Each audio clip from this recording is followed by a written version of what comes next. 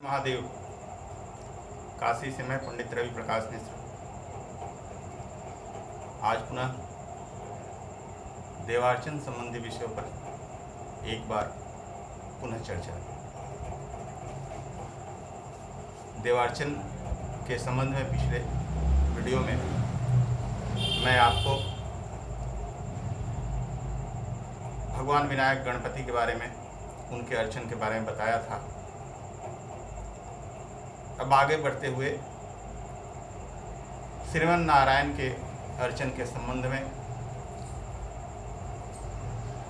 थोड़ी जानकारी आपके साथ शेयर करूं। श्रीमन नारायण का वास किसी भी युग में शालिग्राम में अधिक माना गया है। भगवान शालिग्राम एक स्वयंभू प्रतिमा है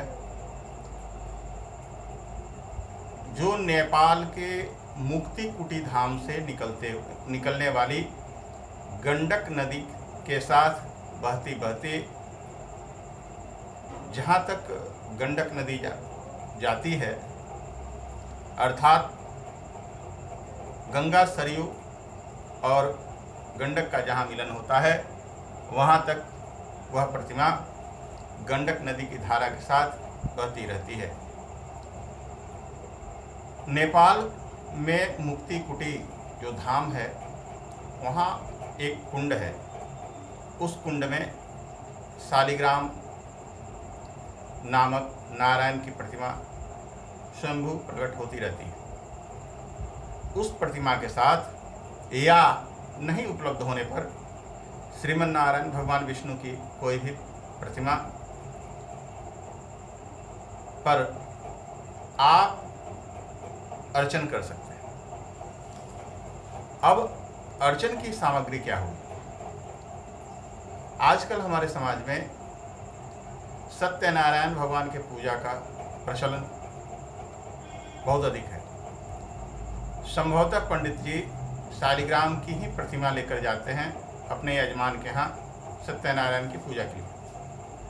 परंतु सत्यनारायण की पूजा तो ऐसे ही षोडशोपचार से हो जाती है और सत्यनारायण भगवान की कथा सुना दी जाती है, परंतु यह पूजा का कोई विशेष स्वरूप नहीं है।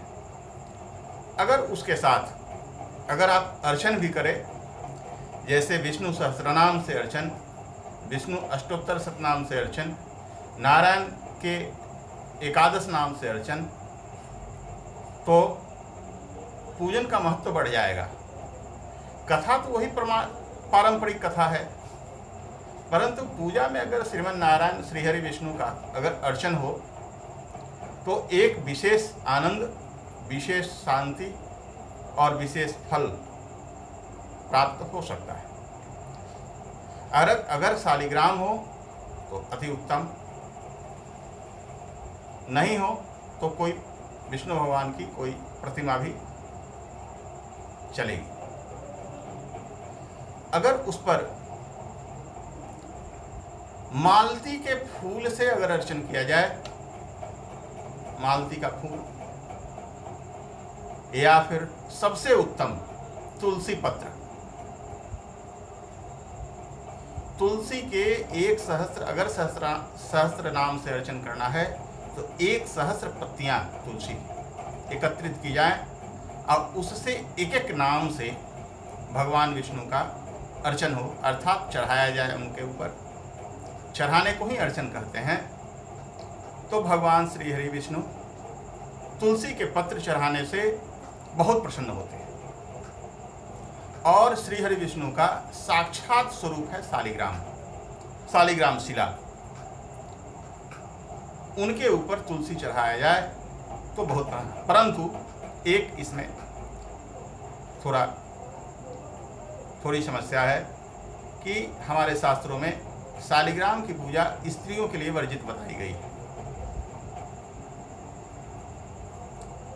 परंतु निश्चित रूप से किसी भी पूजा में स्त्री और पुरुष एक साथ बैठने का विधान बताया गया है। अगर वह विवाहित है। अगर विवाहित नहीं है तो फिर यह समस्या नहीं। पुरुष को करने में कोई समस्या नहीं है शालिग्राम की पूजा। अगर स्त्री पुरुष पति पत्नी बैठते हैं तो पत्नी साथ में बैठेगी ही। वह तुलसी की पत्ती अपने पति को हाथ में उठा कर देगी और पति चढ़ाएगा। इससे वह दोषी नहीं होगी और अर्चन पूर्ण होगा और इसमें अधिक फल भी प्राप्त होगा, क्योंकि शास्त्रों में विधान है कि पति पत्नी को एक साथ बैठकर पूजन करना चाहिए। अब दूसरा, आप उसकी मंजरी से भी अर्चन कर सकते हैं। तुलसी की मंजरी होती है, वो तुलसी की पत्ती से भी अधिक महत्वपूर्ण बताई गई है। तो मंजरी के एक डंठल छोटे छोटे लेकर उससे भी 1000 बार अर्चन किया जा सकता है। उससे भी भगवान श्रीमन नारायण बहुत प्रसन्न होते हैं। बैजंती के फूल से, बैजंती का माला उन्हें बहुत प्रिय है, इसलिए आप अगर उपलब्ध हो तो बैजंती के पुष्पों से भगवान श्रीमन नारायण का अर्चन कर सकते हैं। केसर मिश्रित जल से उनका अर्चन कर सकते हैं, क्योंकि केसर का तिलक, केसर भी उनको बहुत प्रिय है, इसलिए आप केसर मिश्रित यानी एक शुद्ध जल में आप केसर की कुछ पत्तियां डालकर उसको केसर मिश्रित कर दें और आचमनी से एक एक आचमनी अगर शालिग्राम पर जल चढ़ाते हैं, वो केसर मिश्रित जल या उनकी प्रतिमा पर एक एक आचमनी छोटी होती है, वो अगर चांदी की आचमनी हो तो अच्छा है, नहीं तो फिर पीतल तांबे कोई भी आचमनी हो, उससे आप शालिग्राम शिला पर, शालिग्राम शिला की प्राण प्रतिष्ठा की आवश्यकता नहीं होती। शालिग्राम शिला स्वतः प्राण प्रतिष्ठित होता है, वह नेचुरल है, प्राकृतिक है, उसमें प्राण प्रतिष्ठा कराने की आवश्यकता नहीं है। आप कहीं से भी लाकर उस पर अर्चन कर सकते हैं।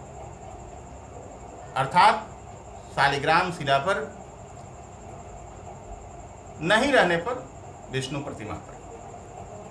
शालिग्राम शिला की पवित्रता, शुद्धता अनिवार्य होनी चाहिए। आजकल बाजार में नकली शालिग्राम शिला की संख्या अत्यधिक है। असली शालिग्राम शिला थोड़ी कठिनाई से मिलती है और अधिक मूल्य पर मिलती है। शालिग्राम शिला घर में रखनी चाहिए और उसको, परंतु शालिग्राम शिला को नित्य अन्न का भोग लगना चाहिए। अब ये थोड़ा मार्ग से हट के बात है, फिर अर्चन पर आते हैं। तो अर्चन करने के लिए केसर मिश्रित जल या तुलसी की पंखुड़ियाँ, मंजरी जिसे कहते हैं, मंजरी या तुलसी पत्र, मालती पुष्प, बैजंती के पुष्प, बैजंती का माला जिसे जो भगवान श्रीहरि अपने कंठ में धारण करते हैं, बैजंती की माला, उस बैजंती के पुष्प से आप अर्चन कर सकते हैं, जिसमें सबसे अधिक महत्वपूर्ण तुलसी पत्र है। अर्चन देवताओं के यंत्र पर ही बताए गए हैं विशेषकर, लेकिन शालिग्राम शिला का अपना एक अलग ही महत्व है। यंत्र लगभग सभी देवताओं के होते हैं। भगवान शंकर का शिवलिंग तो आप जानते ही हैं, शिवलिंग पर आप अर्चन कर सकते हैं। बिल्वपत्र से अर्चन कीजिए शिवलिंग का। भगवान देवादिदेव महादेव अति प्रसन्न होंगे, अति प्रसन्न होते हैं।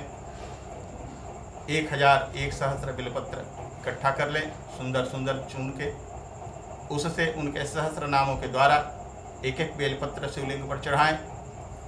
इससे भगवान देवादिदेव महादेव प्रसन्न होते हैं।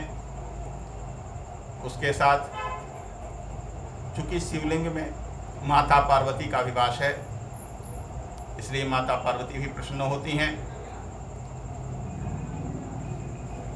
तो अब तो आप समझ ही गए होंगे कि अर्चन का कितना महत्व है। मैंने आपको भगवान गणेश के अर्चन का बताया पिछले एपिसोड में, पिछले वीडियो में। इस वीडियो में श्रीमन नारायण का बताया और देवादिदेव महादेव का बताया। अब आप इस तरह अर्चन करके अपने जीवन को खुशहाल बना सकते हैं। इसी के साथ मैं अब आपसे विदा लेना चाहूँगा। आप इस वीडियो को देखें, अगर आपको अच्छा लगे तो सब्सक्राइब करें, शेयर करें, लाइक करें। तब तक के लिए मैं आपसे विदा लेता हूँ। नमस्कार। हर हर महादेव।